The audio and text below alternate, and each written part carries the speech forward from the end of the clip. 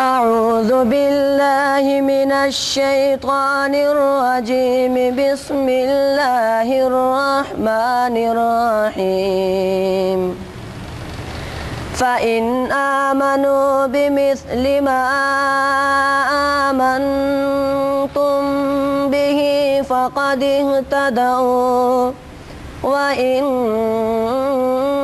تولوا فإنما هم في شقاق فسيكفيكهم الله وهو السميع العليم.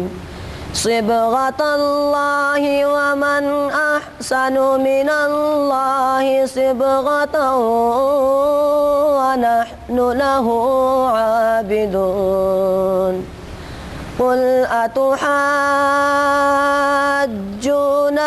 في الله وهو ربنا وربكم ولنا أعمالنا ولكم أعمالكم ونحن له مخلصون.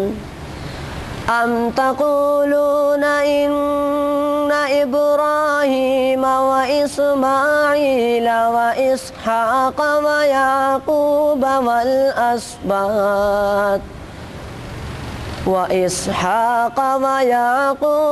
والأسباط كانوا هودا أو نصارى. قل أأنتم أعلم أم الله؟ ومن أظلم ممن كتم شهادة عنده من الله، وما الله بغافل عما تعملون. تلك أمة قد خلت لها ما كسبت ولكم ما كسبتم ولا تسألون عما كانوا يعملون. صدق الله العلي العظيم وصدق رسوله النبي الكريم. أعوذ بالله من الشيطان الرجيم. بسم الله الرحمن الرحيم.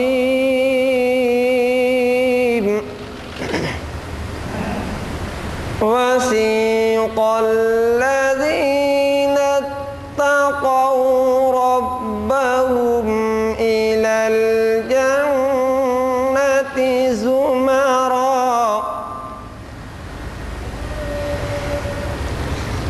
حتى إذا جاءوها وفتحت أبوابها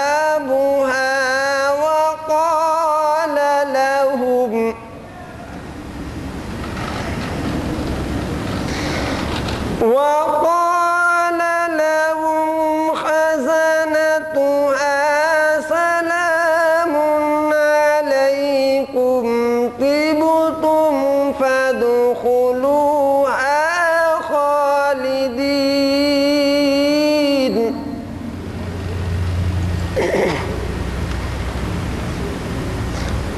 وقالوا الحمد لله الذي صدقنا وعده وأورثنا الأرض نتبوأ من الجنة حيث نشاء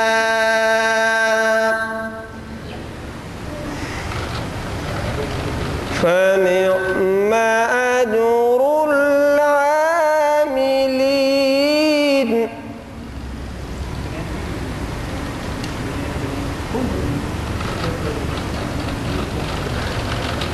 وترى الملائكة حافين من حول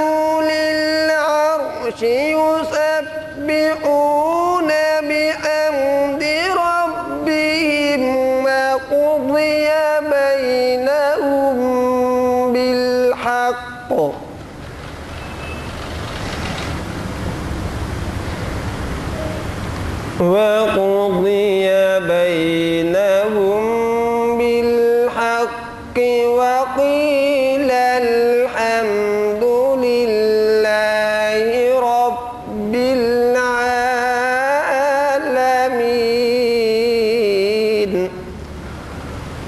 صدق الله العظيم.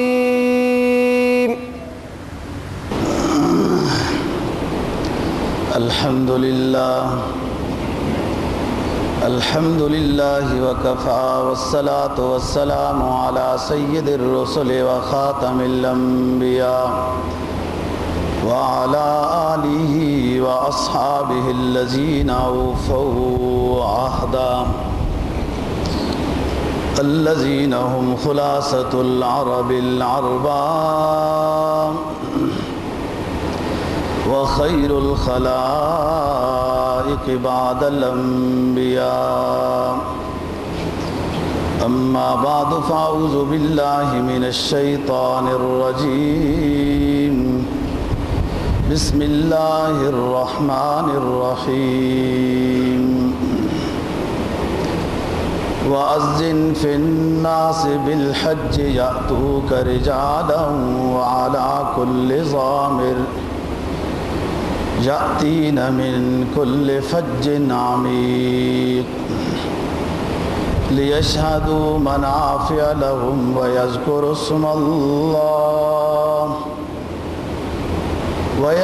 اسم الله على ما رزقهم من بهيمة الأنعام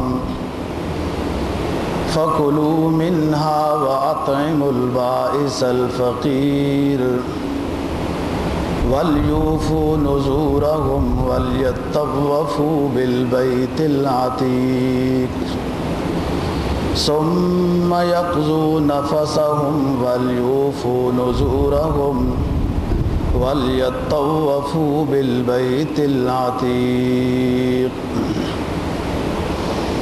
قال النبي صلى الله عليه وسلم من أراد الحج فليتعجل صدق الله العظيم وصدق رسوله النبي الأمي الكريم ونحن على ذلك لمن الشاهدين والشاكرين والحمد لله رب العالمين. سورہ حج کی 3 آیات کریمہ اور ایک رسول اللہ صلی اللہ علیہ وسلم کا فرمان تلاوت کیا ہے، جس کے اندر حج کرنے کا حکم ہے اور حج کی فضیلت کا ذکر ہے، اور حج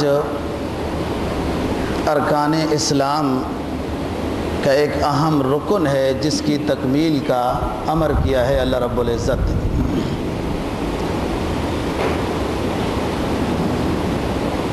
حج کی فرضیت مدینہ طیبہ میں سن 9 ہجری میں اور بعض حضرات کے قول کے مطابق سن 8 ہجری میں حج فرض ہوا ہے۔ سن 9 ہجری میں رسول اللہ صلی اللہ علیہ وسلم نے حضرت ابوبکر صدیق رضی اللہ تعالیٰ عنہ کے زیر قیادت مسلمانوں کو حج کرنے کا حکم بھی دیا اور زیر امارت ابی بکر حج کے لیے روانہ بھی کیا۔ پھر سن 10 ہجری میں رسول اللہ صلی اللہ علیہ وسلم نے خود حج ادا فرمایا ہے اور اسی کو حجۃ الوداع کہتے ہیں۔ مکہ مکرمہ میں جب حج فرض نہیں تھا تو بھی آپ نے حج اور عمرے کیے ہیں جیسے آپ کو ہدایت ربانی تھی اس کے مطابق۔ مدینہ طیبہ میں قیام کے بعد عمرے تو ادا کیے لیکن حج صرف آپ کا ایک ہی ہے، اسی کو حجۃ الوداع بھی کہتے ہیں۔ وہ حدیث جس میں ارکان اسلام کا ذکر ہے، سب سے پہلے اس میں اسلام کا ذکر ہے، ایمان لاؤ، پھر نماز کا، روزے کا، زکوٰۃ کا، اور آخر میں حج کا ذکر ہے۔ ایمان کے بعد یہ 4 رکن ہیں، ان کے ساتھ ایمان کی، اسلام کی تکمیل ہے، اور حج کی ادائیگی کے موقع پر جب آپ میدان عرفات میں اونٹنی کے اوپر سوار تھے، جبرائیل علیہ السلام وہی لے کر آ گئے میدان عرفات میں جبل النور، جبل الرحمہ کے قریب، تو جیسے وہی کے آثار شروع ہوئے تو وہی کے بوجھ کی وجہ سے اونٹنی بیٹھ گئی۔ بہت بڑا اجتماع تھا رسول اللہ صلی اللہ علیہ وسلم کے ساتھ میدان عرفات میں، وہ سارے حیران ہو گئے۔ وہی کا بوجھ تو ہوتا ہی تھا لیکن صرف اس کا ثقل محسوس ہوتا تھا، اتنا بوجھ نہیں کہ اونٹنی بھی بیٹھ جاتی۔ یہ پہلی دفعہ یہ منظر دیکھا گیا ہے، اور آیت ایک ہی نازل ہوئی، الیوم اکملت لکم دینکم واتممت علیکم نعمتی ورضیت لکم الاسلام دینا۔ یہ آیت اس موقع پہ کیوں نازل ہوئی، یہ غور کرنے کی بات ہے، اور سارا قرآن آ چکا ہے۔ تکمیل ارکان اسلام حج کی ادائیگی کے بعد ہونے تھے، تو اس لیے حج جب زوال کا وقت شروع ہو گیا، کچھ دیر دعا ہو گئی، اب تکمیل ارکان اسلام ہو گیا، اب آیت نازل ہو گئی، الیوم اکملت لکم دینکم، اے نبی ہم نے آپ کے دین کو مکمل کر دیا ہے، کیونکہ ارکان اسلام میں سے ہے نا حج، اور ابھی تک تو حج کی فرضیت کے بعد رسول اللہ صلی اللہ علیہ وسلم نے حج ادا نہیں کیا ہے، تو حج کی ادائیگی کے بعد ارکان اسلام کی تکمیل ہو گئی ہے عملاً۔ اس موقع پر یہ آیت نازل ہوئی، اے نبی ہم نے آپ کے دین کو مکمل کر دیا، نعمت کو مکمل کر دیا ہے۔ یہ آیت وزنی تھی،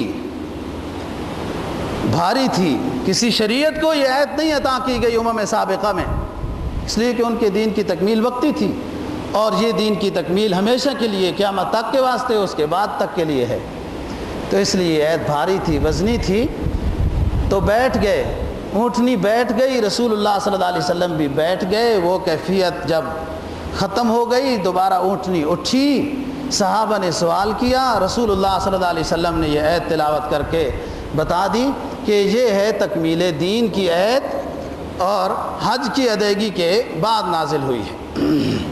میدان عرفات اصل حج ہے، جب وقوف ہو گیا تو اب پھر آیت نازل ہو گئی ہے۔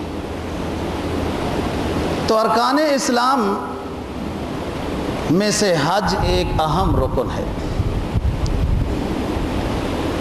اور مشکل بھی ہے،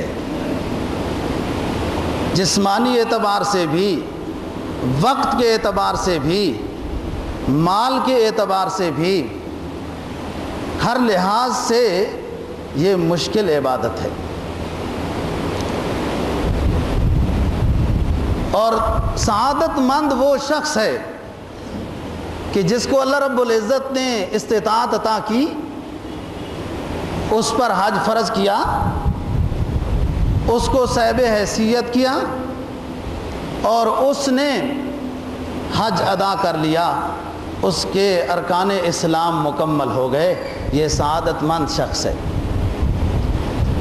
جو آیت آپ کے سامنے تلاوت کی، حضرت ابراہیم علیہ السلام کو اللہ تعالیٰ نے یہ حکم دیا تھا، جب تعمیر کعبہ ہو گیا تو وہی نازل کی اللہ رب العزت نے اپنے خلیل پر، اذن فی الناس بالحج، اے ابراہیم میرا گھر تو بنا دیا ہے، اب اعلان کر دو کہ لوگ حج کے لیے آئیں۔ ابراہیم علیہ السلام نے عرض کیا کہ حضرت یہ تو سب ککر ہیں، بیابان ہے، صحرا ہیں، یہ سب صحرا ہیں، تو یہ کیسے آواز پہنچے گی، کس کو پہنچے گی؟ کہا آپ کو حکم ہوا ہے آواز لگا دو، آپ کا کام ہے آواز لگانا اور ہمارے ذمہ ہے آواز کو پہنچانا۔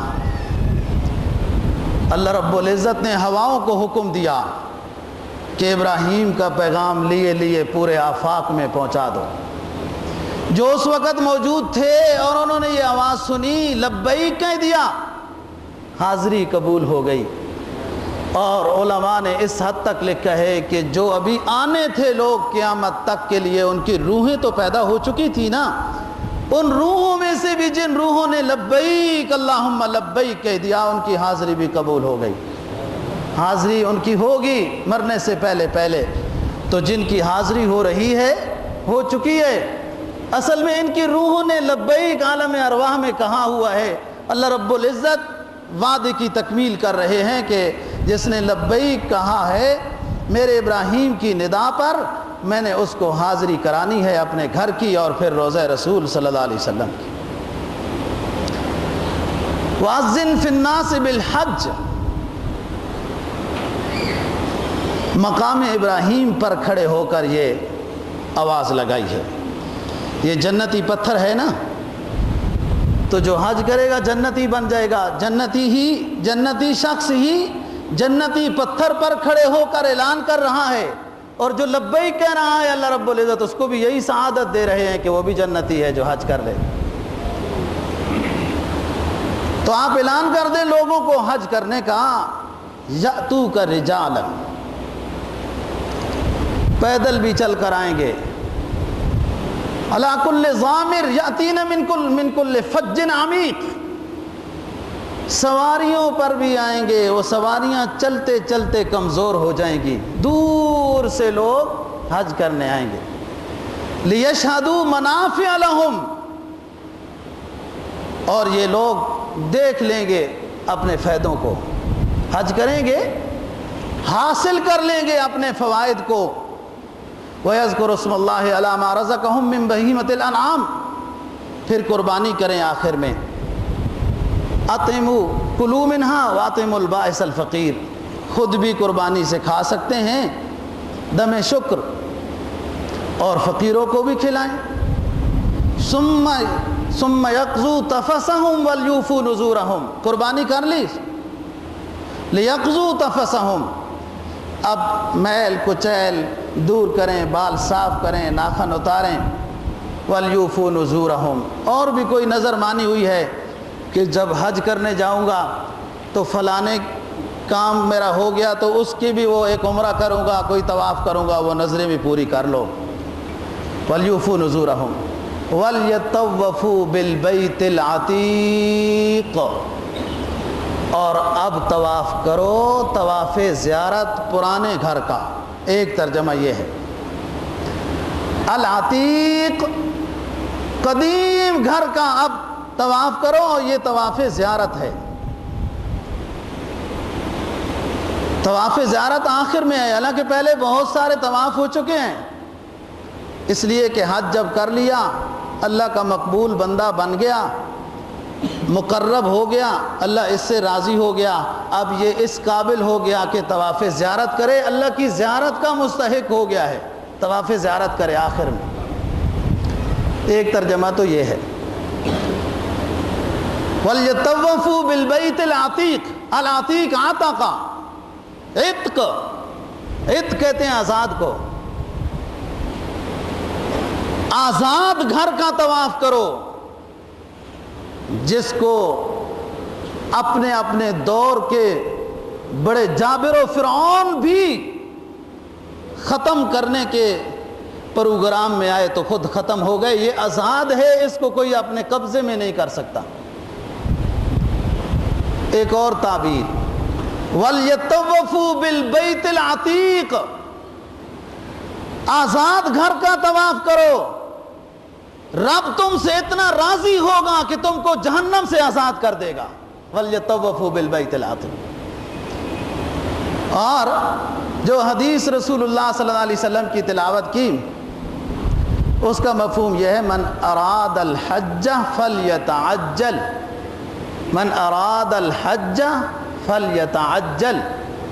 جس شخص کا پروگرام ہے حج کرنے کا, اسے چاہیے کہ جلدی کرے. کوئی خبر نہیں ہے,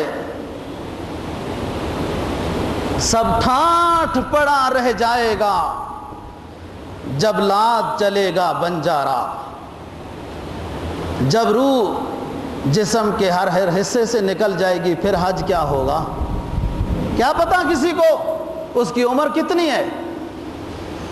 ایک حدیث میں جناب نبی پاک صلی اللہ علیہ وسلم کا فرمان ہے کہ ہر شخص کو دن میں کئی مرتبہ عزرائیل دیکھتا ہے کہ میں تیرے پاس آنے والا ہوں. ہر روز ہر شخص کو کئی مرتبہ اسرائیل علیہ السلام دیکھتے ہیں کہ تیری تدبیریں کیا ہیں اور تقدیر کیا ہے تیری.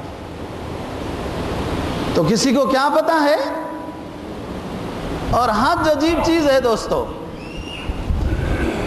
ایک تو اللہ کے ساتھ عشق و محبت کے اظہار کا ایک طرز ہے, اور اقبال نے ایک مقام پہ عجیب بات کہی, یہ بھی ترجمان ہے قرآن و حدیث کے بعض مفہوموں کا, اس کے اشعار بھی. کہتا ہے صرف اسلام مذہب میں یہ خوبی دیکھی ہے کہ ایک ہی صف میں بادشاہ بھی کھڑا ہے محمود, ہفت تقلیم کا بادشاہ, اور اسی صف میں اس کا غلام ایاز بھی کھڑا ہے. اسی مطاف میں بادشاہ زمانہ بھی گھوم رہے دو سفید چادروں میں لپٹ کر, اور اسی مطاف میں دو سفید چادروں میں سب سے غریب شخص بھی گھوم رہا ہے. یہ میدان حشر پیش کر رہا ہے کہ آخرت میں یہی ہوگا. یہ سب موت کا منظر ہے. جیسے جنازہ کو اٹھا کر لوگ قبر میں ڈال کر رشتہ دار وغیرہ الوداع کر کے واپس آ جاتے ہیں نا, ایسی حج کمپلیکس میں حاجیوں کو لوگ رخصت کر کے واپس آ جاتے ہیں.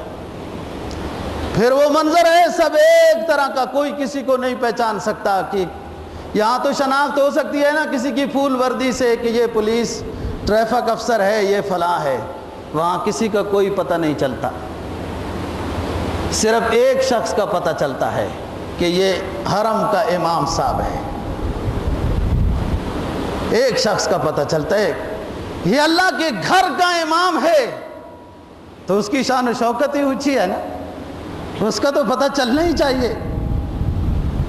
تو یہ منظر اللہ تعالیٰ کے ساتھ محبت و عشق کا ایک اظہار ہے کہ سب کچھ ایک چپل میں ملبوس ہو گئے. وہ پٹک پٹک کرنے والی چپل یہاں کسی نے کبھی پہنی ہی نہیں ہے کہ وہ نہ آرام دہ ہے نہ چلنے کے لحاظ سے بہتر ہے.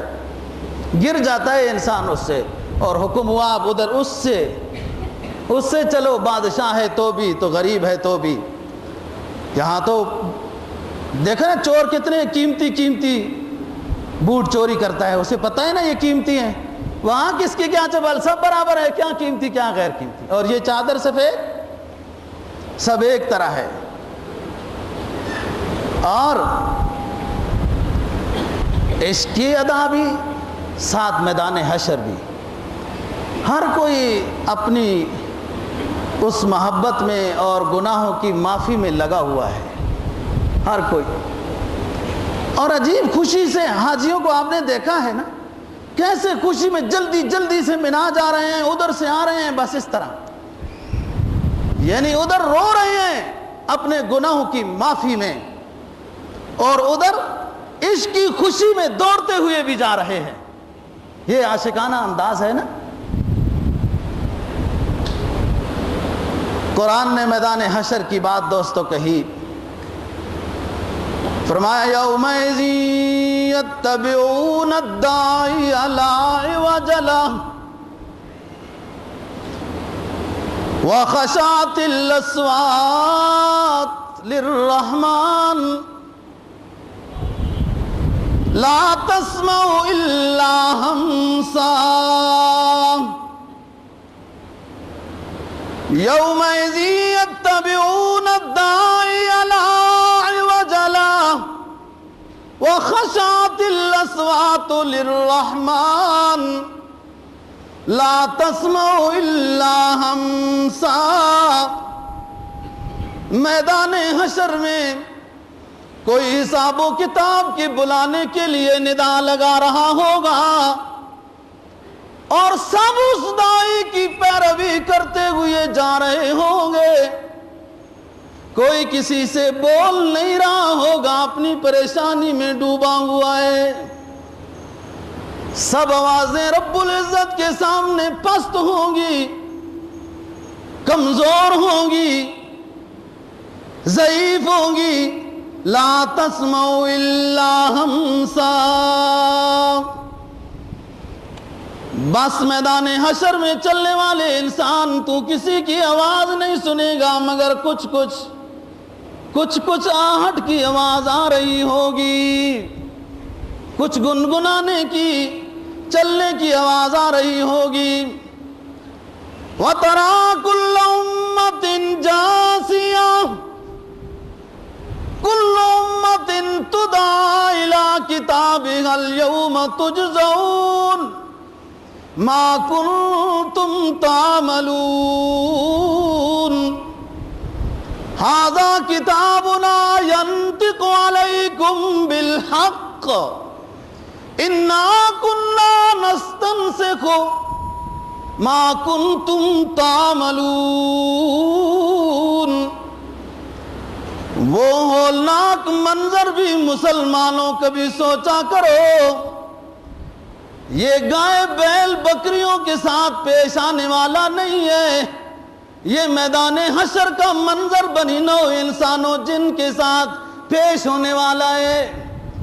وَتَرَى كُلَّ أُمَّةٍ جَاثِيَةً، ہر شخص کو تو دیکھے گا میدان حشر میں چل رہا ہوگا حساب و کتاب کے لیے، اور گھٹنوں کے بل غم و حزن کی وجہ سے گھٹنوں کے بل گرتا جا رہا ہوگا۔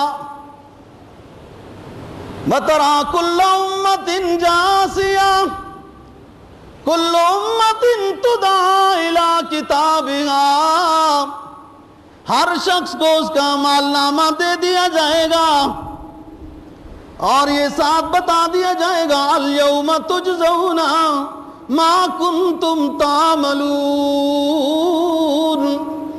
آج پورا بدل ملے گا، آج پورا بدل ملے گا جو تم دنیا میں کر کے آئے ہو۔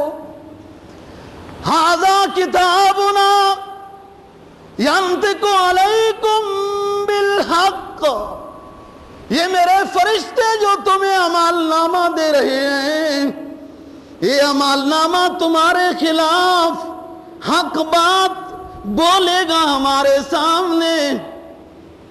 هَذَا كِتَابُنَا يَنطِقُ عَلَيْكُمْ بِالْحَقِّ إِنَّا كُنَّا نَسْتَنسِخُ مَا كُنتُمْ تَعْمَلُونَ، ہم نے اعمال نامے دیے تھے ان فرشتوں کو کہ جو یہ کر رہے ہیں تم لکھتے رہو، یہ لکھتے رہے تھے۔ آج حساب و کتاب کا دن آ گیا ہے، پڑھ لو اب اپنے اعمال نامے۔ یہ میدان حشر ہے اور یہی منظر کچھ اس کی جھلک اللہ رب العزت نے دنیا میں حج کی شکل میں دکھا دی ہے۔ میدان حشر میں بھی دوستو ہر طرح کے لوگ جمع ہو گئے، کالے بھی، گورے بھی، غریب بھی، امیر بھی، ہر زبان بولنے والے، ہر علاقے کے۔ حج میں بھی آپ دیکھ لو ہر علاقے کے لوگ جمع ہوتے ہیں اور اپنی فکر میں لگے ہوئے ہیں۔ ایک حدیث میں رسول اللہ صلی اللہ علیہ وسلم کا فرمان ہے، کہ جس شخص نے حج کیا ولم یرفس ولم یفسق رجع کیوم ولدتہ امہ، حج کیا صدق کے دل سے، اللہ کی رضا کی خاطر، اللہ کو راضی کرنے کے لیے، کوئی گناہ نہیں کیا، کسی سے لڑائی نہیں کی، جب واپس ہوگا ایسا ہوگا جیسے آج اس کو اس کی ماں نے جنا ہے، سب گناہ معاف ہو جائے۔ اور ایک مقام پہ فرمایا کہ حاجی ماضی کو بھول جا، مستقبل کی فکر کر رب۔ جب حج کر لیا ہے نا حاجی صاحب، ماضی کو بھول جا، وہ معاف کر دیا اللہ رب العزت نے، مستقبل کی فکر کر۔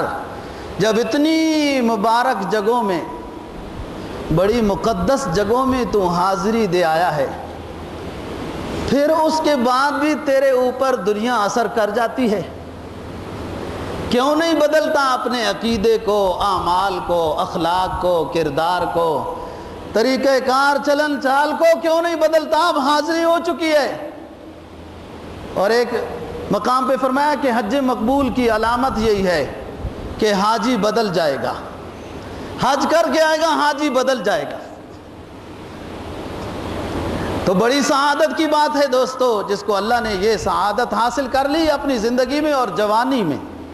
حج تو جوانی کا ہے، لوگ کہتے ہیں جلدی حج اس لیے نہیں کرتے سنبھال نہیں سکتے۔ بھائی کس نے گارنٹی دی ہے کہ بوڑھے ہو جاؤ گے، پھر بڑھاپا بھی آئے گا، کیا پتہ جوانی میں ہی جنازے اٹھ جائیں۔ بہت سو کے جوانی میں جنازے اٹھ گئے۔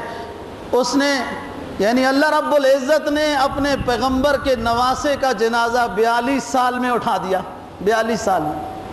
اس سے بھی زیادہ قیمتی جان ہے تمہاری کہ دیر تک زندہ رکھنا ہے، کیا پتہ ہے۔ جلدی حج کرو، جوانی میں حج کرو، اور پھر سنبھالو نا۔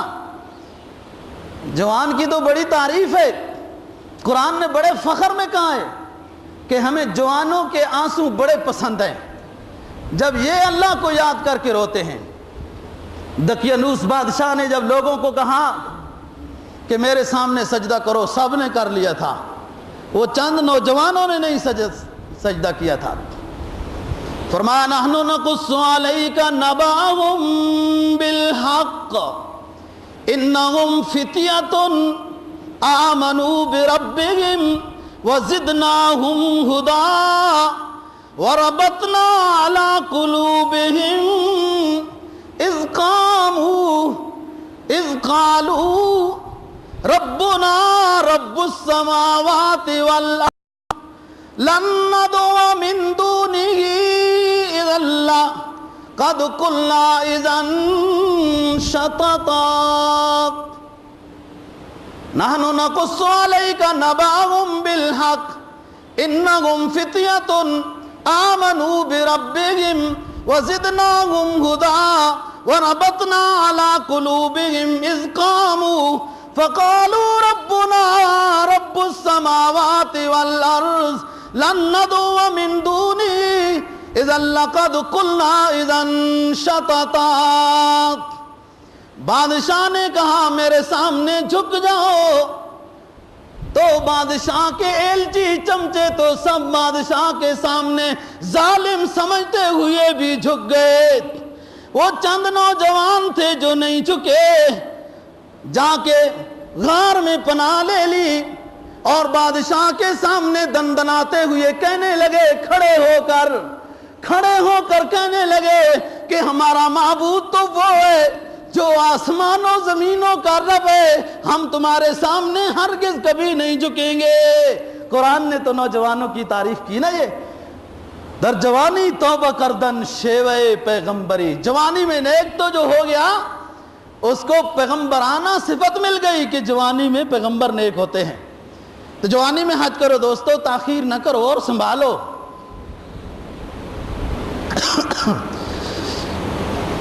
اللہ سے وہاں سے مانگ کے آنا نا کہ اللہ حج کر کے جا رہا ہوں، اس کو سنبھالنے کی بھی توفیق دینا، وہاں تو ہر دعا قبول ہوتی ہے۔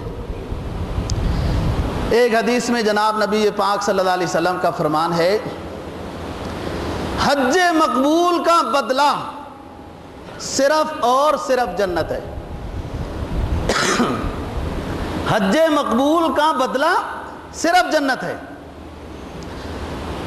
اور علماء نے لکھا ہے دوستو کہ ایک وقت آئے گا قرب قیامت میں، احادیث کی روشنی میں لکھا ہے حج مشکل ہو جائے گا۔ میرا خیال یہ ہے کہ وہ وقت آ چکا ہے۔ کیسا 2-4 مہینوں میں حج کتنے لاکھوں میں چلا گیا ہے، اور معلوم نہیں ہمارے اس علاقے کے لوگ تو بیچارے پوری زندگی تھوڑی تھوڑی پونجی جوڑتے ہیں، پھر جا کر حج کرتے ہیں۔ انہوں نے کاروبار بنایا ہے حج کو۔ اس سے تو وہ حکومتیں اچھی ہیں کہ جب کوئی حج کا ارادہ کرے تو اس کے ساتھ حکومت تعاون کرتی ہے کہ اچھا ہے آپ حج پہ جاؤ۔ سب جگہوں میں ٹیکس ڈالے، یا رب ہمارے حکمرانوں کو ہدایت دے دے، حج میں تو ٹیکس نہ ڈالیں، کوئی غریب بھی تو حج کر سکے۔ فرمایا قرب قیامت میں حج مشکل ہو جائے گا، اور کوئی لوگ حج کریں گے تفریح کے لیے، کوئی حج کریں گے شہرت کے لیے، لوگ ہمیں حاجی صاحب کہیں، کوئی حج کریں گے کاروبار کے لیے، اور کوئی حج کریں گے بھیک مانگنے کے لیے۔ آپ نے دیکھا ہے۔ اور 5واں وہ خوش بخت ہے جو حج کرے گا اللہ کے لیے، اللہ کے رسول کے لیے، جو سعادتیں لے کے آئے گا، سعادتیں لے کے آئے گا۔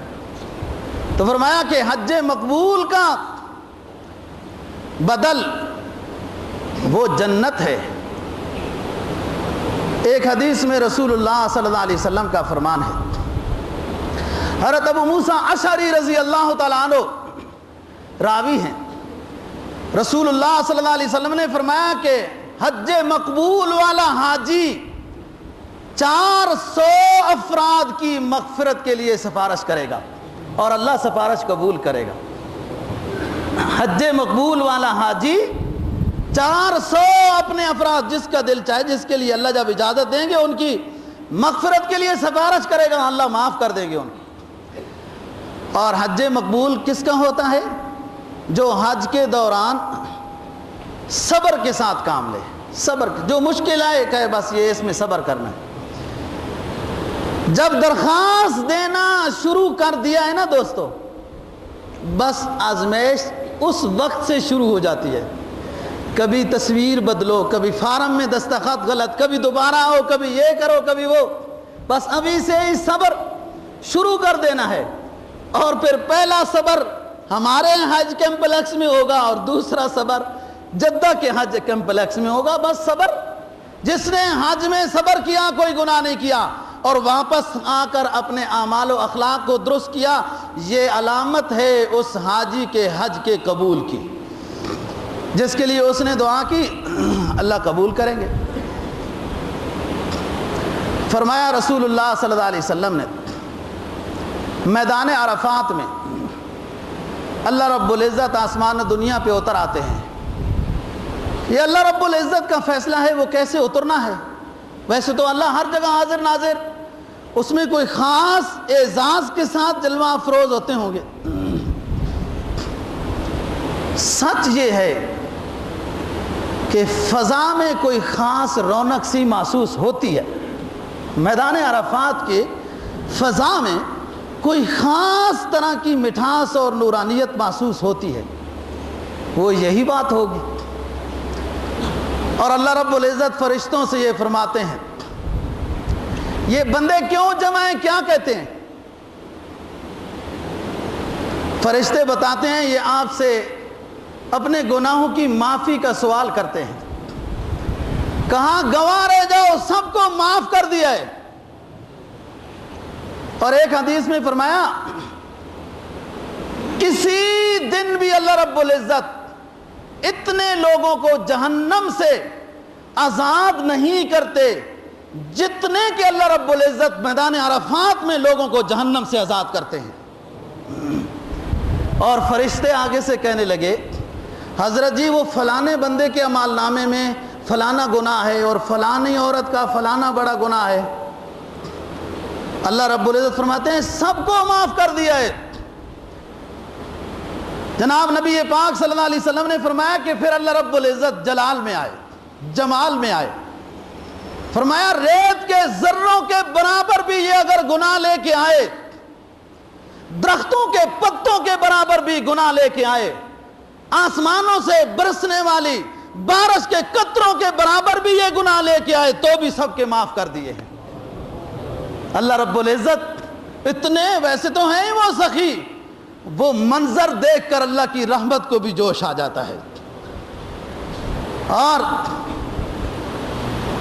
لبیک اللہم لبیک کی یہ صدائیں اللہ کو پسند ہیں۔ پھر ایک حدیث میں رسول اللہ صلی اللہ علیہ وسلم کا فرمان ہے کہ جب حاجی عمرہ یا حج کا احرام باندھتا ہے، ایک تو یہ ہے کہ فرشتے اس کے ساتھ آ کے مصافحہ کرتے ہیں، اور فرشتے جس سے مصافحہ کر لیں نا دوستو وہ بخشا جاتا ہے۔ لیکن وہ لوگوں نے عجیب بات بنائی ہے، جب ملتے ہیں نا تو انگوٹھا دباتے ہیں۔ اور کیوں؟ کہیں یہ خضر نہ ہو، کیونکہ عیسیٰ علیہ السلام کے انگوٹھے کی ہڈی نہیں ہے، تو خضر سے بھی ملاقات ہو گئی تو مغفرت ہو جائے گی۔ واللہ عالم یہ بات کہاں سے نکالی، میرے ناقص مطالعے میں تو یہ ابھی تک نہیں گزری، جب گزرے گی تو اعلان کر دیں گے۔ فرشتے مصافحہ کرتے ہیں جو سواری پر ہوں، اور جو پیدل چل رہے ہوں ان کے ساتھ معانقہ کرتے ہیں۔ اب یہاں سے تو پیدل جانا مشکل ہوا، لیکن وہاں مزدلفہ، عرفات، منا میں پیدل سفر ہو تو یہ سعادت مل جائے گی۔ تو حدیث میں جناب نبی پاک صلی اللہ علیہ وسلم نے فرمایا کہ جب حاجی احرام باندھتا ہے اور پھر کہتا ہے لبیک اللہم لبیک لبیک لا شریک لک لبیک ان الحمد والنعمت لک والملک لک لا شریک لک ان الحمد والنعمت والملک لا شریک لک لبیک حاضر ہوں میرے داتا تیرے در پر بار بار حاضر ہوں، عاجزانہ فقیرانہ مسکینانہ طرز میں حاضر ہوں۔ جب حاجی لبیک اللہم لبیک کی یہ صدا بلند کرتا ہے تو اطراف میں ساری مخلوق اس کے ساتھ مل جاتی ہے اس ترانے میں۔ سارے جن و انس کے علاوہ جمادات و جمالات بھی، اشجار و احجار بھی لبیک اللہم لبیک پڑھنے لگ جاتے ہیں۔ اور جب ساری مخلوق حج کے ایام میں لبیک کی صدائیں بلند کرنے لگتی ہے تو جس لبیک کے کہنے کی وجہ سے وہ مخلوق کو جلا ملا ان کے دل بھی جاری ہو گئے تو رب اس کی مغفرت کر دیتے ہیں۔ ان مخلوقوں کا دل جاری ہو جاتا ہے اللہ کے۔ 70 سال ایک شخص مکی کا واقعہ قاضی ایاز رحمہ اللہ تعالی نے لکھا ہے، حج کرتا ہے، احرام باندھتا ہے، جب دو گانا پڑھتا ہے، کہتا ہے لبیک، غیب سے آواز آتی ہے لا لبیک، بس یہ روتا ہے،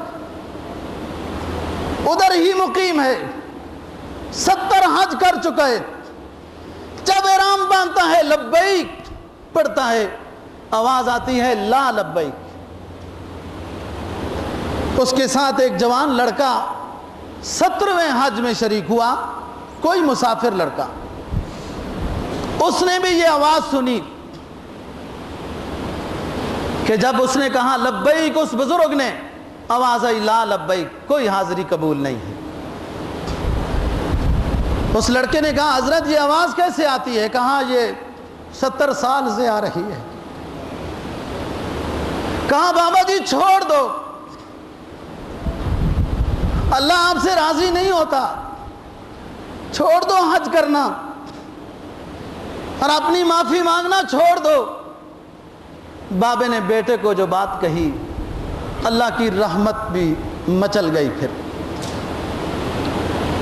بابا کہنے لگا اس لڑکے کو کہ بیٹا بتاؤ پھر اس دروازے کے علاوہ کس دروازے پہ جاؤں؟ شیخ سعدی رحمہ اللہ تعالیٰ نے اس منظر کو نقل کیا ہے۔ اب غیبانہ آواز آئی کہ اے ہمارے در کے پرانے حاجی، تیرا یہ حج بھی قبول ہے، تیرے سابقہ حج بھی سب قبول ہیں، جب تو نے ہمارے بارے میں یہ نظریہ قائم کیا ہوا ہے کہ اللہ کے در کے علاوہ میرا کوئی در نہیں ہے، میں کہاں جاؤں اپنے گناہوں کی معافی کے لیے، تو ہمیں بھی حیا آتی ہے کہ اب تجھے معافی کے بغیر چھوڑ دے، چل معاف کر دیا ہے۔ شیخ کہتا ہے کہ وہ حاجی کہنے لگا توانی ازاں دل بپرداختن تو دانی کے بے او تواں ساختن،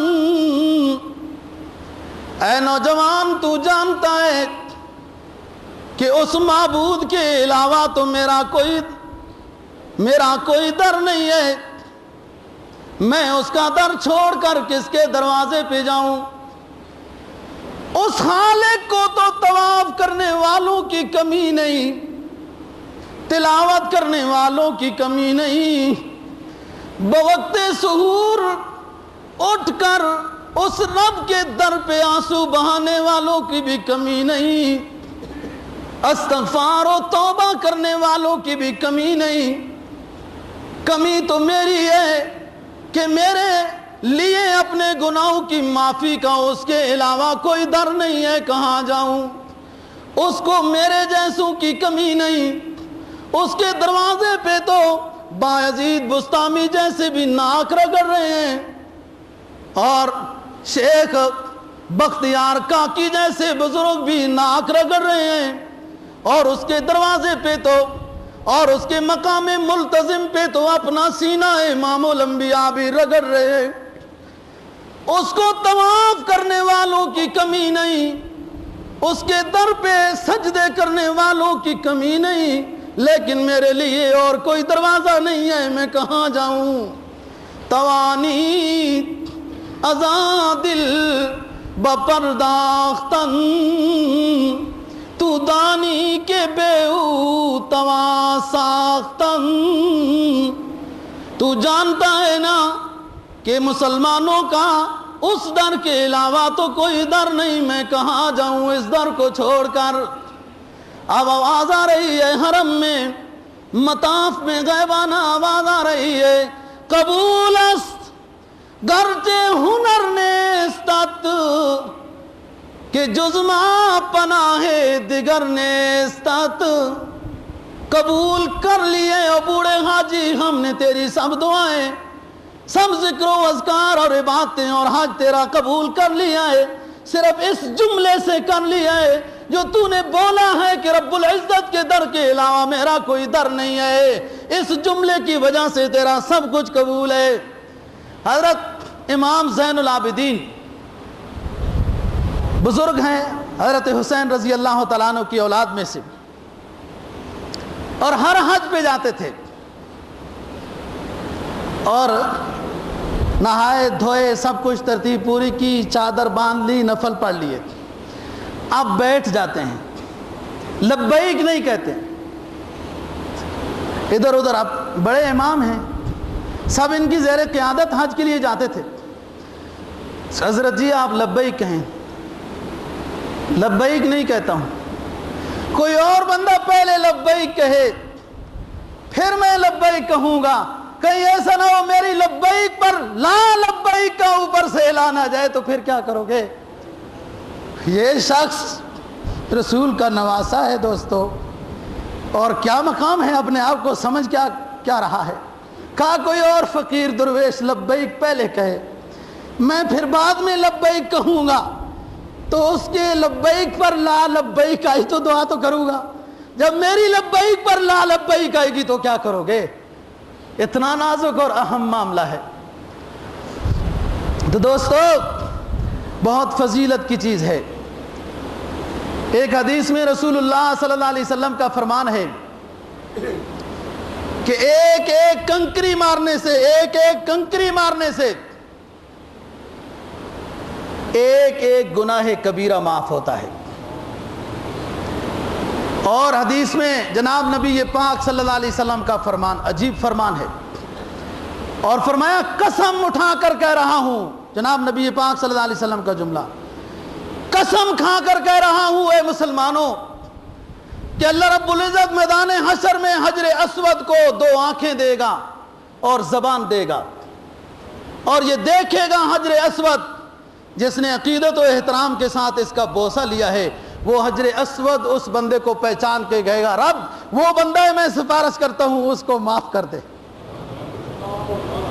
اور جناب نبی پاک صلی اللہ علیہ وسلم کا فرمان ہے، یہ سفید پتھر تھا، انسانوں کے گناہوں نے اس کو سیاہ کر دیا ہے، یہ سفید پتھر تھا، یہ چوستا ہے گناہوں کو۔ اور فرمایا پانی پہ 70 فرشتے بیٹھے ہیں، جب حاجی استلام کرتا ہے وہ فرشتے اس لیے بیٹھے ہیں، وہ کہتے ہیں یا اللہ اس حاجی کے حج کو قبول کر لے، قبول کر لے۔ تو حجر اسود سفارش کرے گا لیکن کسی کو تکلیف دیے بغیر، مقام ملتزم میں ہر دعا قبول ہوتی ہے کسی کو تکلیف دیے بغیر۔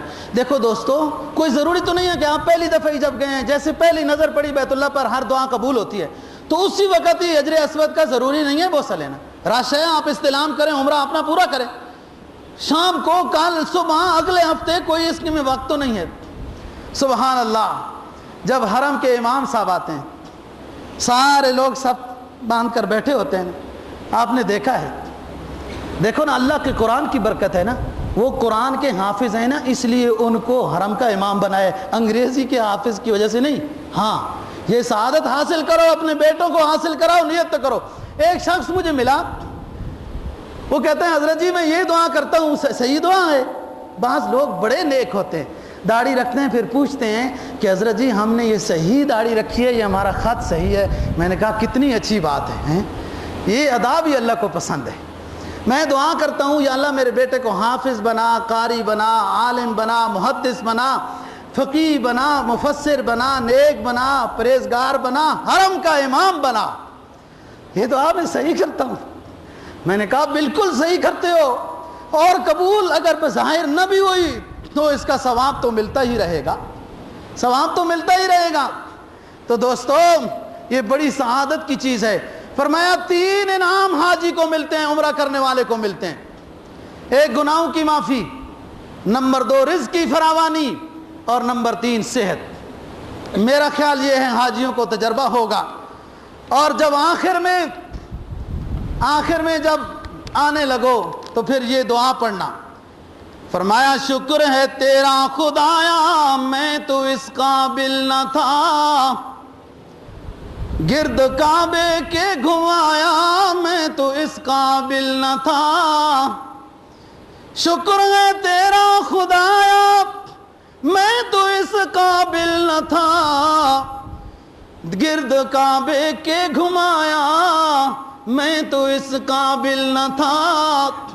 مطاف کرنے والے حاجیوں ذرا سوچو نا، اس کعبے کے ارد گرد جہاں گھوم رہے ہو، یہاں اللہ کا خلیل بھی گھومائے، یہاں آدم بھی گھومائے، یہاں موسیٰ بھی گھومائے، یہاں عیسیٰ بھی گھومائے، اللہ کے جلیل القدر تمام انبیاء علیہ السلام اس مطاف میں گھومے ہیں، اور اللہ کا سب سے اونچا سرمایہ امام الانبیاء صلی اللہ علیہ وسلم بھی گھومے ہیں، اور رش کی وجہ سے اللہ کا سراج منیر اونٹنی کے اوپر سوار ہے، اور لاٹھی کے ذریعے سے، سبحان اللہ، لاٹھی کے ذریعے سے حجر اسود کو ٹچ کر کے بوسہ لے رہے ہیں کہ اے مسلمانوں جب رش ہو جائے اور حجر اسود کے قریب نہ جا سکو تو اپنے ہاتھ کا یوں اشارہ یا لاٹھی لگا کے چوم لینا، سعادت مل جائے گی۔ تو یہ سوچو جہاں گھوم رہے ہو بڑی مقدس جگہ میں ہے۔ شکر ہے تیرا خدایا میں تو اس قابل نہ تھا، گرد کعبے کے گھمایا میں تو اس قابل نہ تھا، مدتوں کی پیاس کو سیراب تو نے کر دیا، جام زمزم کا پلایا میں تو اس قابل نہ تھا، مدتوں کی پیاس کو تو نے سیراب کر دیا، جام زمزم کا پلایا میں تو اس قابل نہ تھا، خاص اپنے در پہ رکھا تو نے اے مولا مجھے، خاص اپنے در پہ رکھا تو نے اے مولا مجھے، گدیوں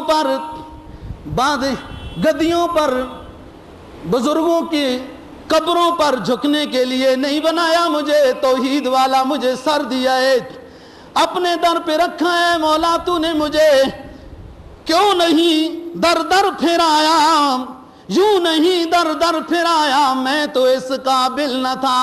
کن کن گدیوں پہ جاتا، دانت کا درد اس گدی پہ سلام کرو تو دور ہوتا ہے، بازو کا درد اس گدی پہ سلام کرو تو دور ہوتا ہے، پاؤں کا درد اس گدی پہ سلام کرو تو دور ہوتا ہے۔ میں کتنے دروازوں پہ جاتا پھر بھی شفاعت تو نہیں ملنی تھی، یا اللہ تیرا احسان ہے تو نے اپنے در پہ ہی رکھا ہے، در در پہ مجھے نہیں پھرایا۔ اور آگے کہتا ہے میری کوتاہی کہ تیری یاد سے غافل رہا، پھر بھی تو نے بلایا میں تو اس قابل نہ تھا۔ اپنے گناہوں کو جب انسان سوچتا ہے کہ کتنے گناہ ہیں، لیکن اللہ کا پھر احسان دیکھے کہ میرے اتنے گناہگار ہونے کے باوجود اللہ نے مجھے بلا لیا۔ بارگاہ تیری رحمت تیری شفقت سے ہوا مجھ کو نصیب، گنبد خضرا کا سایہ میں تو اس قابل نہ تھا۔ تیری شفقت تیری رحمت تیری شفقت سے ہوا مجھ کو نصیب، گنبد خضرا کا سایہ میں تو اس قابل نہ تھا۔ ایک شخص مدینہ طیبہ میں ملا، کہتا ہے رونا نہیں آ رہا۔ ایک بزرگ بیٹھے تھے، کہاں ظہر کے بعد گنبد خضرا کا سایہ آ گیا ان چھتریوں کی جگہ میں، یہاں بیٹھنا رونا آئے گا۔ جیسے وہاں بیٹھنا برداشت ہی نہیں ہوا، جسم کا پورا حصہ اس کا رونے لگا اور ایک ایک گناہ اس کو یاد آیا اور اپنے گناہوں کی معافی مانگنے لگا۔ تو تیری رحمت تیری شفقت سے ہوا مجھ کو نصیب، گنبد خضرا کا سایہ میں تو اس قابل نہ تھا۔ آخری شعر، بارگاہ سید کونین میں آ کر نفیس، یہ نفیس لاہور کے ایک صاحب نسبت بزرگ رحمہ اللہ تعالیٰ بھی حال ہی میں ان کا انتقال ہوا ہے۔ بارگاہ سید کونین میں آ کر نفیس، سوچتا ہوں کیسے آیا میں تو اس قابل نہ تھا۔ میں کیسے رسول اللہ صلی اللہ علیہ وسلم کے روضے کے پاس کھڑے ہو کر سلام پیش کر رہا ہوں، یہ سوچتا ہوں کیسے آیا میں تو اس قابل نہ تھا۔ شکر ہے تیرا خدایا میں تو اس قابل نہ تھا، تو نے اپنے گھر بلایا میں تو اس قابل نہ تھا۔ اللہ تعالیٰ جمعے کی برکت سے ہم سب حاضرین کو یہ سعادت نصیب فرمائے۔ وآخر دعوانا ان الحمدللہ رب العالمین۔